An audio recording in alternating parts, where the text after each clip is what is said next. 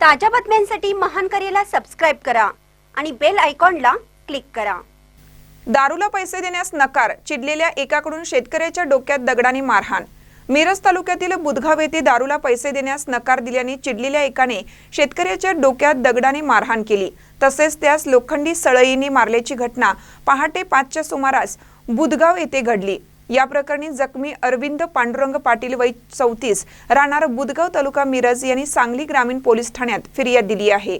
पोलिसांनी संशयित श्रीकांत आनंदा भगत पाटील वय 42 राहणार बुधगाव याच्यावर गुन्हा दाखल केला आहे। घटनेची माहिती अशी की मंगळवारी पहाटेच्या सुमारास फिर्यादी अरविंद पाटील हे बुधगाव येथील आंबेडकर चौक परिसरातून व्यायामासाठी निघाले होते। त्यावेळी तेथे संशयित श्रीकांत भगत पाटील आला। त्याने अरविंद यांच्याकडे दारू पिण्यासाठी 100 रुपये मागितले। यावेळी अरविंद यांनी त्यास नकार दिला। यामुळे चिडलेल्या संशयित श्रीकांत याने रस्त्यावर पडलेला दगड उचलून त्याने अरविंद यांच्या डोक्यात मारहाण केली, तसेच शिवीगाळ करून रस्त्यावर पडलेल्या लोखंडी सळईने त्याला मारहाण केल्याचे फिर्यादीत नमूद केले आहे। अधिक तपास सांगली ग्रामीण पोलीस करत आहेत। महानकरे न्यूजसाठी आदी माने, मिरज।